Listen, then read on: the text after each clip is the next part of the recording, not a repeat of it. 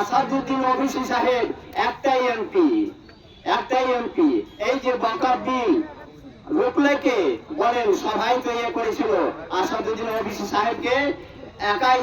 আপনারা যে বলছেন যে একটা এমপিতে কি করে, সেই একটা এমপিতে বাকা বিলের লড়াই লড়তেছে একলাই, আর কেউ নাই। আর ওনার সাথে যদি আরো 2টা 4টা 10টা হতো তাহলে কি হতো, ভবিষ্যতে আপনাদের লাভ হতো। তাই আসাদুদ্দিন ওবিসি বলেছে যে আমার মতন যদি আরো 10টা হতো তাহলে বাকা বিল পাস করতে কোনদিন পারত না।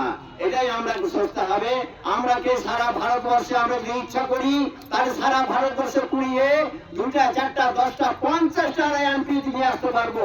সারা ভারতবর্ষে আমরা যদি ইচ্ছা করি 450 আমরা এমএলএ 500 এমএলএ নিতে পারবো। কিন্তু হতভাগা মুসলমান আমরা কিছু ভাবতে পারছি না। আমরা বলছি যে একটা কি করবে, 3টে কি করবে, 4টা কি করবে। ভাইরা আমার, বিহারের মধ্যে দেখেন নীতিশ বাবু কি করলো, 12টা এমপি দিল। 12টা এমপি নিয়ে আমাদের বাকা বিলটাকে পাস করে দিল।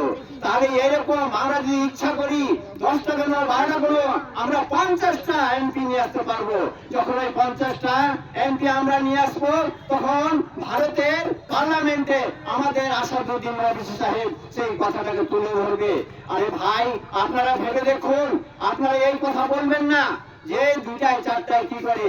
ভবিষ্যতের কাহিনী, আপনারা যদি 20টা এমএলএ নিয়ে আসতে পারে বাংলার মধ্যে, তাহলে আমরা কে যেই কেউ মহাগঠবন্ধনে নিয়ে আমরা কি নিয়ে সাথে নিয়ে গঠবন্ধনে নিয়ে সরকারে আসতে হবে।